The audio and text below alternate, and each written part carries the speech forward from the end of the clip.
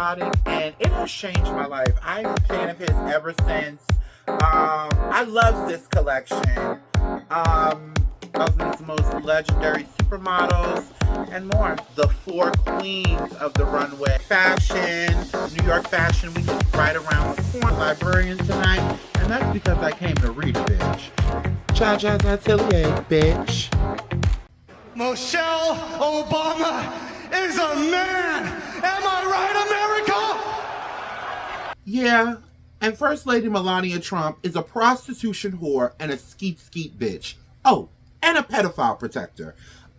Listen, welcome back to a brand new episode of Jaja's Atelier. Now, if you haven't seen the headlines this starting out this Monday, that was the MMA fighter that won the cage match at Dingleberry Donna's soiree for his 80,000th birthday, which coincides with the 250th anniversary of the United States. As if that's anything to motherfucking celebrate. All this pillage and molestation and God knows racism and homophobia and transphobia and financial and economic ruin that's going on. But anyway, I'm going to take the trash out first thing so we can get to the good stuff. You know, they had a huge honky tonk down at the White House on Saturday. It was a hot ass mess. They did it all for Donald Trump, and he slept halfway through the whole goddamn thing. God bless his dying heart. So listen, I need a cigarette. We're already starting like this. Are you fucking kidding me? Now, before I really get into the crux of the show, well, do I want to start with that? I'm kind of all over the place because a couple of stories have popped up on me and I added. Oh, before we go any further, you know what? Dingleberry Don, nobody paid you any attention because I wanna be a part of it. New York, New York. How? After 53 years, the New York Knicks took it home for the city. They are the 2026 NBA champions. Huge congratulations to the New York Knicks. The whole city went bonkers. I mean, pulling down light poles. I mean, just acting a fucking fool. But you know what? More so than all of the destruction that happened in the city streets that night, it felt like the 90s, didn't it? Just seeing all those different types of people, gay, straight, trans, bi, black, white, Puerto Rican, Asian, Indian, Pakistani. I mean, just to see everybody in the streets together. Nobody gave a good goddamn about what was going down there at the honky tonk on Pennsylvania Avenue. I mean, it was just, wow, after 53 years, and the star, well, I don't want to call him the star player. Is he the star player? Well, I can't remember his name because y'all know I don't give a damn about this shit anyway. But listen, I come from a sports family, but I just don't really partake in it. But this is the first time in history that the coach and a player, father and son, have won a championship together. So congratulations to them, whoever the hell they are. I think I might have a picture of them right here. And also, Jordan Woods, if you don't remember Jordan Woods, you know, she was best friends with Kylie Jenner until she sat in the lap of Khloe Kardashian's baller baby daddy, you know, step and fetch it for the Trump administration, Tristan Thompson. But all is forgiven now. Kylie was there. Jordan Woods was there with her with her fiance, honey. How the tables have turned. Jordan, you done came up, boo. And also Taylor Swift, I think, was there, which I don't really get. Girl, go sit down somewhere. So Spike Lee was there. He reunited with the actor that played the son of the pizzeria owner in oh my God, what was the name of the movie? Oh, they're going to kill me for this. I can't remember the name of the movie. Y'all get down in the comments if you remember what, but, God, it's on the tip of my tongue. Shit, I forgot the name of it that quick. But anyway, he reunited with him on the court. It was just a crazy, crazy night. Huge congratulations to the Knicks. And also, we're talking a little sports here today. Let me tell y'all something. The Congolese soccer team right now, I'm a little all over the place because I don't have any notes for this story. The World Cup is being held here in the United States, I think in New York. Well, Africa is showing up and showing the fuck out. But none of the African countries did it like the Congolese, honey. Sharp! Sharp! I love this. So listen, I have all the information on these fabulous looks. I mean, these men did not come to fucking play. I have never seen cheetah print on a man look so sexy. I'm moist. So let me pull up the notes here. So this is the new meaning, and this is by Essence Magazine. This is the new meaning of fine print. The leopards have been spotted in Houston for the 2026 FIFA World Cup, and they did it in style, ditching the usual team sweats. The squad arrived in custom suits designed by Alvin Jr. Mack, covered in leopard print, animal-inspired details, and elephant embroidery that proudly celebrate Congolese culture and heritage. Honey, these looks are everything. Now, I have never personally heard of Alvin Jr. Mack, but he is the creative director of J. Max Paris, the designer behind the viral Congo World Cup look, blending luxury fashion, identity, and African heritage. So let's read up a little bit on him. The design pays tribute to Dr. Congo's 1974 Valiant Leopards while modernizing Congolese Sapa culture for a global stage. I am butchering this. I'm sorry, y'all. I'm a little buzzed. The black silk crepe double-breasted suit with a modern architectural structure redefining football pre-match fashion. The Monema bag concept is a star-shaped velvet bag inspired by African craftsmanship, braided textures, and geometric design and innovation. I absolutely, honey, let me tell you which one I want to be my husband. Let me show you his picture. I don't know his name, but I have his, here he go right here. Jesus. Scrump delicious. I don't know his name, but sir, if you are watching and you are into the dolls, honey, give me a call. I could be a good luck charm. So huge shout out to the whole continent of Africa. Good luck to you fellas on these up and coming games. So listen. Now, to the show I had scheduled here. Hold on. So, it is Pride Month, as we talked about before on the last episode, and I want to dedicate this episode to the first openly black trans woman to win a Tony for Best Costume Designer for her work on Cats. I can't remember. Oh, Cats, the Jellicle Ball. Miss Queen Jean. Honey, Miss Queen Jean took home the Tony. She is the first trans woman to win this. And to do this during Pride Month, huge congratulations to her. And listen, Cats has been on Broadway since I was maybe like 2 years old. This has got to be it's a Andrew, I believe Cats is an Andrew Lloyd Webber play.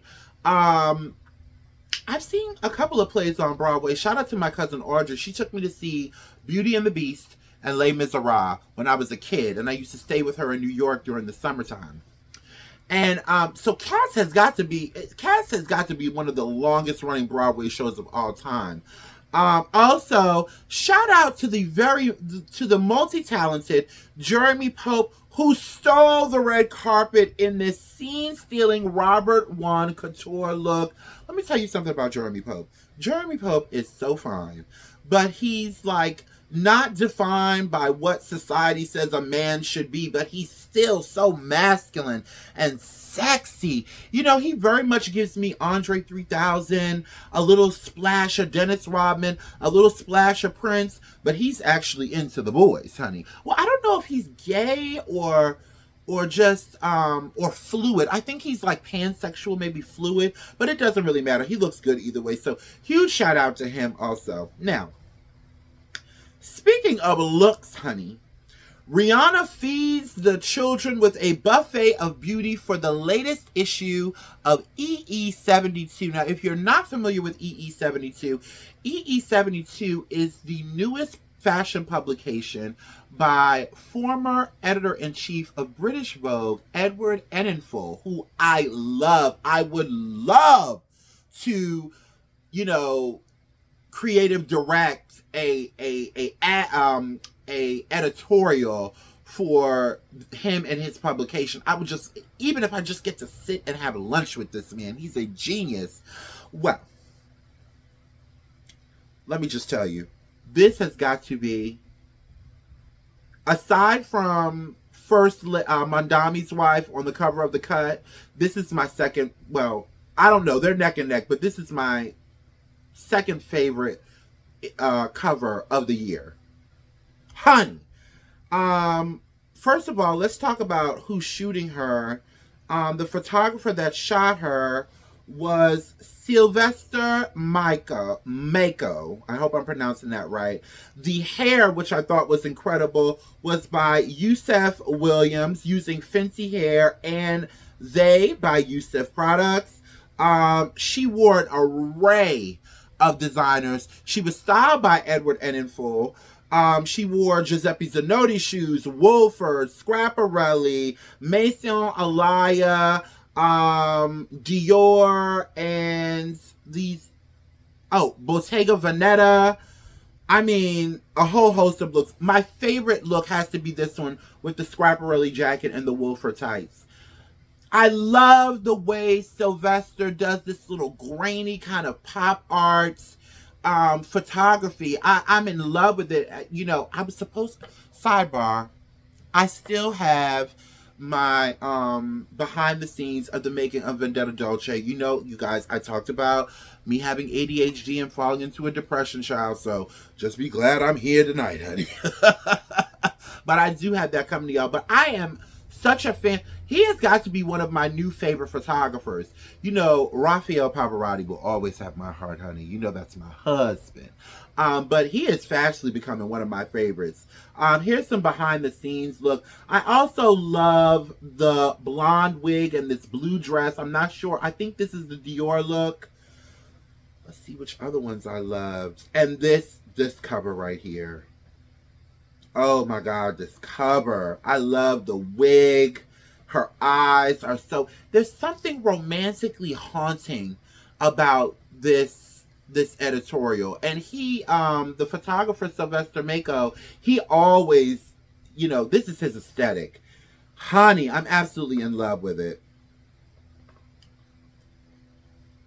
Ugh.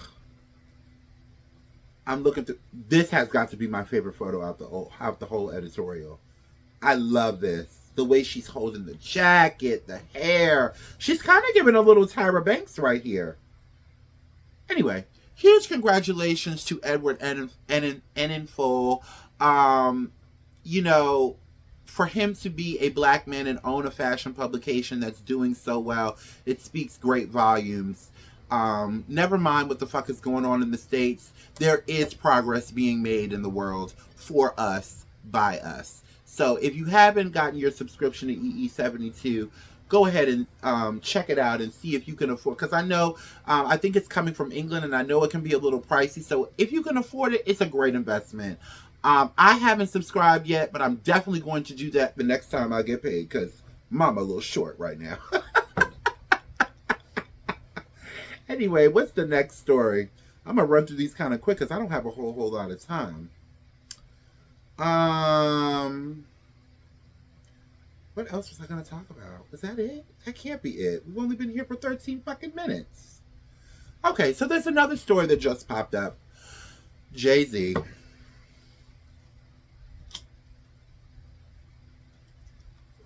So, you know, this year is the 30th anniversary of Jay-Z's iconic album, Reasonable Doubt. Well, Usually when you have a big, milestone anniversary of a body of arts, you link up with a celebrity, not a celebrity, you link up with a brick and mortar store or online store like Amazon. I'm just using that as an example, even though we're not supposed to be supporting them. And, they do this big rollout. Well, out of all the stores Jay could have picked, he went with Target. The internet is in an uproar. And I'm going to take a sip on this. I'm not really surprised. And I don't know why a lot of you are. Jay-Z is a billionaire. Okay?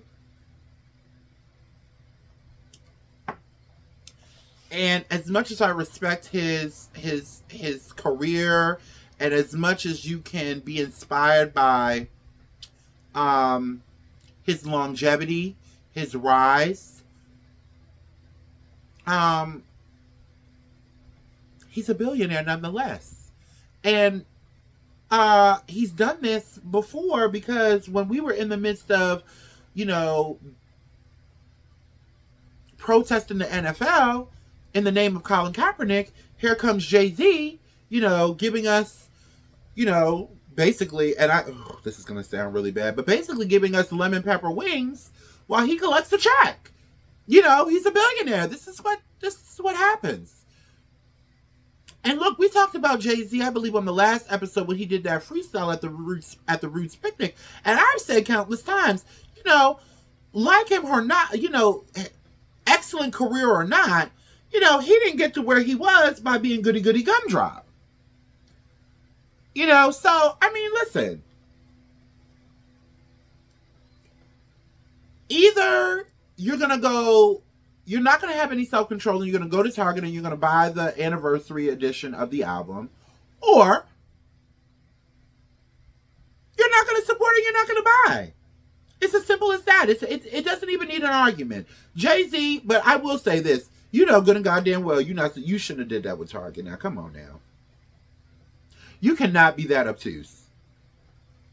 Is that the right word? Who cares? There's no way you and Beyonce were sitting at the dinner table with the contract that was written up from Target and was like, yeah, this is going to be a great idea. And just because it's Beyonce and Jay-Z doesn't mean that they're beyond reproach. Every other celebrity gets talked about. Beyonce and Jay-Z is no different. I do handle them with care because I'm a fan of Beyonce and of Jay-Z. But right is right and wrong is wrong. But I mean, again, it's not a whole lot to discuss, because either you're going to go and buy it or you're not. It's that simple. And if you don't go and buy it, whatever kind of deal, whatever kind of talks happened to get that deal going, somebody lied to Target or somebody lied to Jay-Z. And Jay-Z, if it doesn't sell, you're going to look like a fool. But people will soon forget, and they'll move on, and Jay-Z will be the king of all hip-hop once again with his first lady, who is the queen of everything, and all will be forgiven in a few months. So, what else do we have? Oh, Jesus, my computer is acting up. That's what we wanted to talk about, but that seems like old news today. So listen,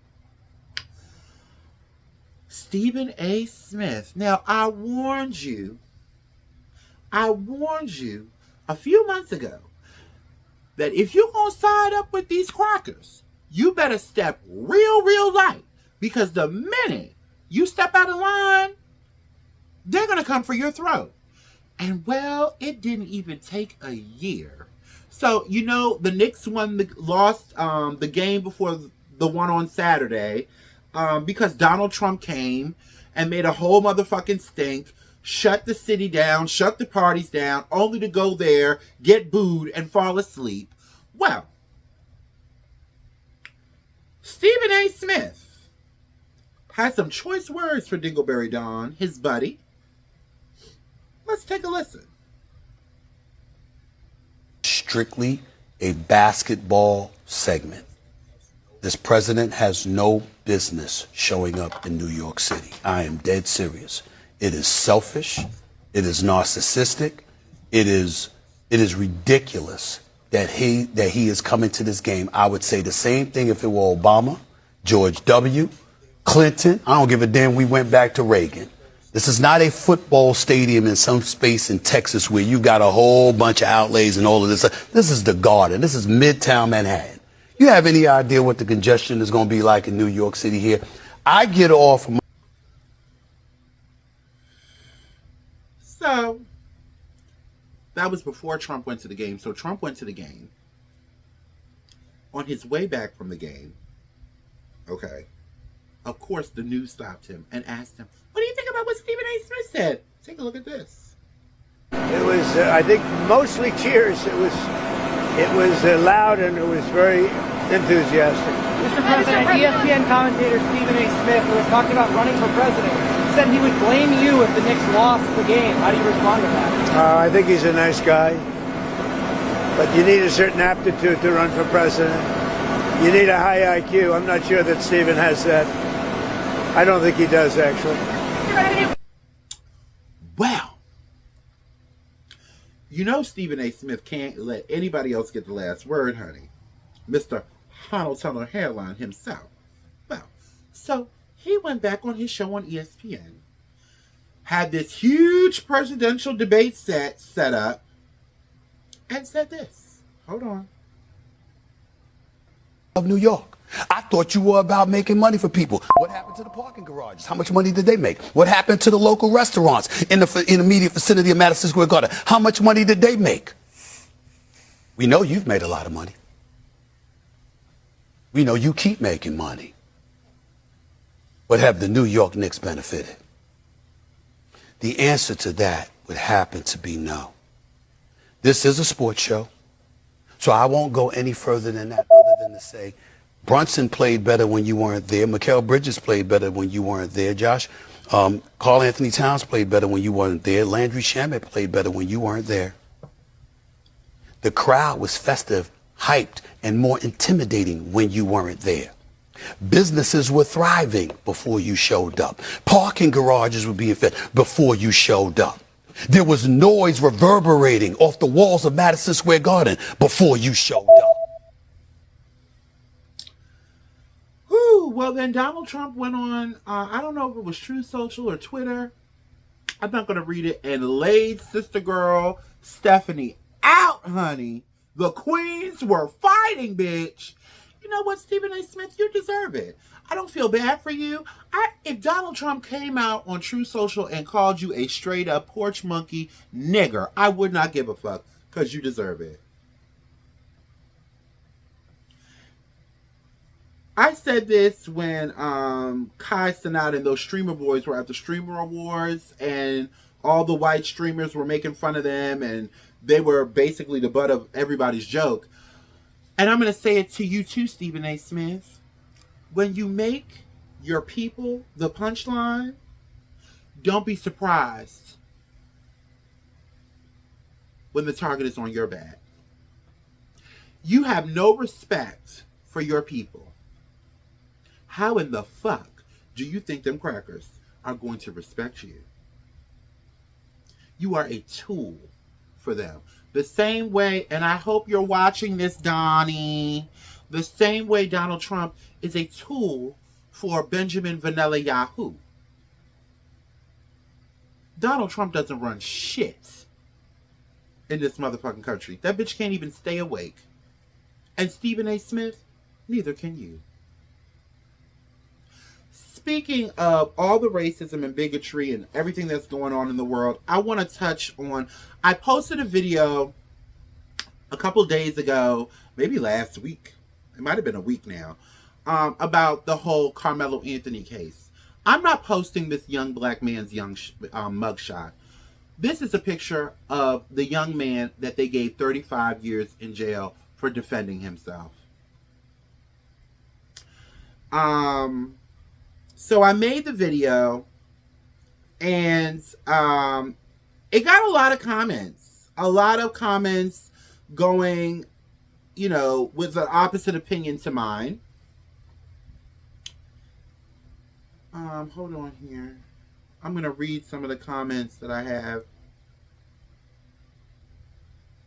It was one in particular that really grinded my fucking gears.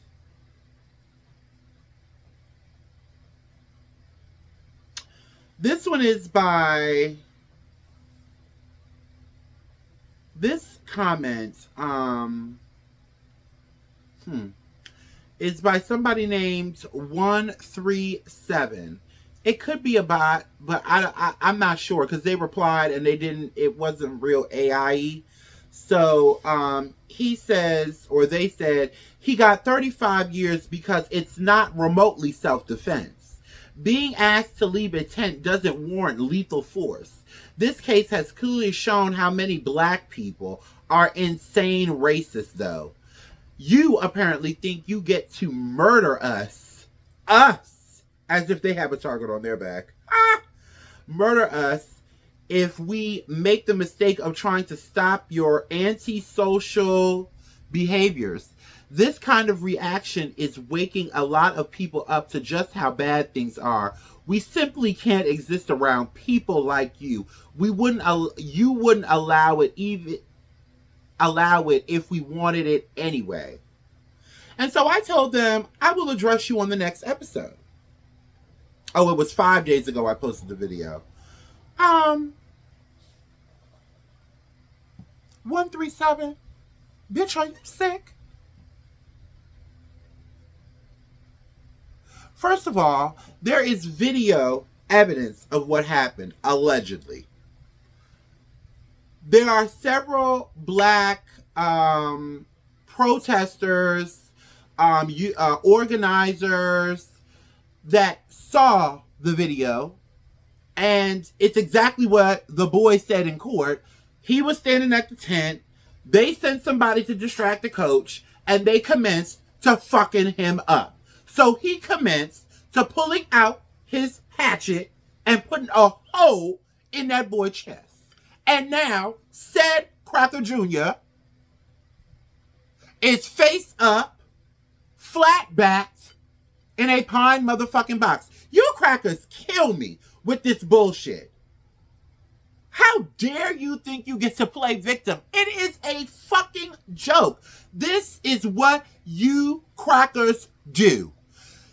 You throw the rock, you hide your hands, and you play fucking victim. This is what you do. Constantly.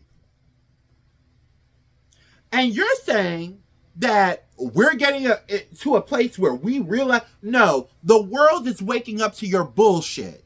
These cameras with these phones with these cameras on them is exposing you devils, you white devils, for who you really are.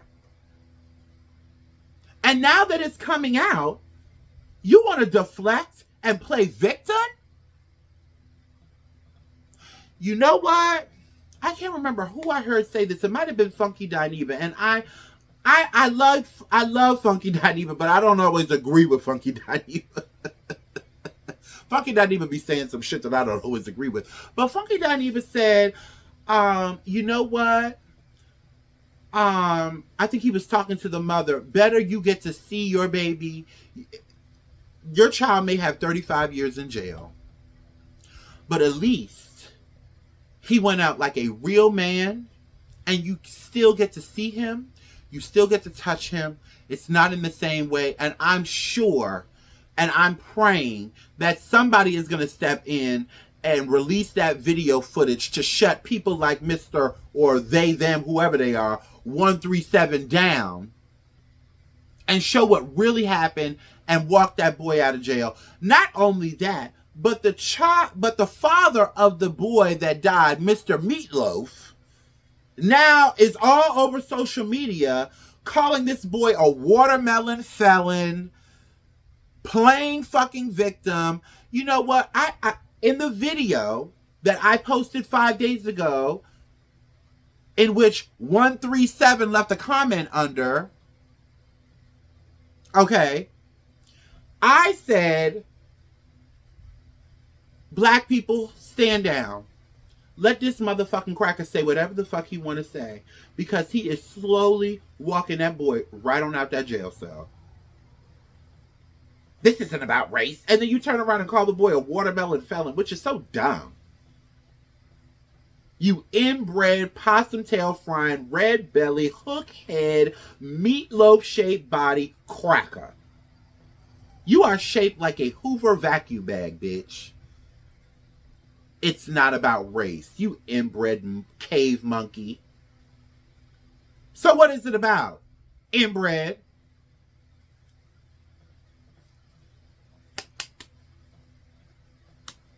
Nobody is putting up with your shit anymore, crackers. Mr. 137. Nobody is putting up with it anymore. People are tired. People are so tired. Look at what the fuck they're doing at Delaney Hall in Newark, New Jersey. And it's not about fucking race. They gave this boy 35 years in jail in 2 fucking days. And it's not about fucking race. The man that shot up that black church here in Virginia got taken to the Tasty Freeze before they took him down to county. And out of all them people he killed, I don't know why he's still breathing. Why are the January 6ers out of jail? It's not about race. Well, it's definitely not about counting calories. By the looks of you, Hoover.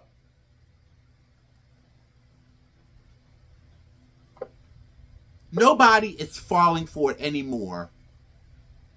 Even the good white folk out here ain't falling for it. Hell, even some of the goddamn crackers ain't falling for it. It's a joke. You all are a joke.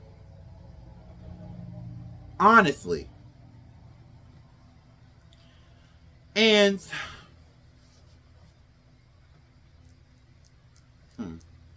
Stephen A. Smith also sided with the crackers on this very topic as well. Do I have that video in here? I might have it. Let me see. No, I don't have it. I think I said I wasn't gonna touch on it. But yeah, Stephen A. Smith said, well, somebody died. Well, the motherfucker wouldn't have died if he learned how to keep his motherfucking hands to himself. Cause and effect. I said it in the last video. Cause and effect. Leave people alone. My face is B for the gods. Honey. The one thing I want to say to my community, the black community, is they've really got us in a tough spot. I'm seeing so many, black people are under attack in this country. From the lady whose dog got killed. She was in her apartment celebrating the Knicks out in California, and the dog met the police at the door and they rained the dog with bullets. To the black couple at the Sesame Street water park who was harassed by them crackers in the line at the water slide. To that black creator, what is her name? I can't think of her name, but she got harassed in her car outside of her home. The man that stole, $5,000 worth of games of all things got 40 years in jail. Meanwhile, nobody in the Epstein list, there's no arrests being made in the Epstein files. I mean, it's just everybody's tired. And nobody cares anymore. That's why them people in New York, and for real, for the people that are judging the people in New York, oh, that's not the right way to celebrate. Fuck all of that. When your government is fucking you over, do what the fuck you want to do. They're taking our money, our air, they're polluting our water, our food. Hell's fucking bells. Tear it down. Figuratively speaking, of course, because we don't promote violence over here in the atelier.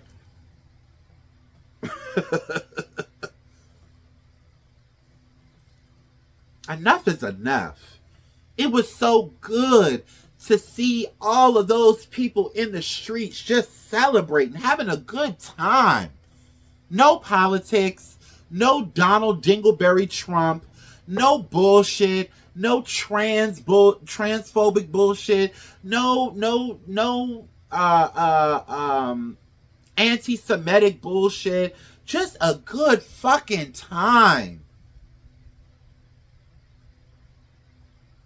But black people, I'm gonna tell you something. We've gotta strategize, because shit is getting real. It's coming closer and closer to home, I feel like. I just had a situation the other day with a white bitch in the grocery store. And the one thing about you crackers, it's like we could be in the park just having a good fucking time, and here you fucking come, always disturbing the peace. Does it upset you to see us happy that much? You can't even stand to see us happy. If we're not in bond, you're not going to be happy until y'all put us in bondage. Well, guess what, motherfucker? It ain't going to happen. You can hang me from a tree and call it suicide before that happened.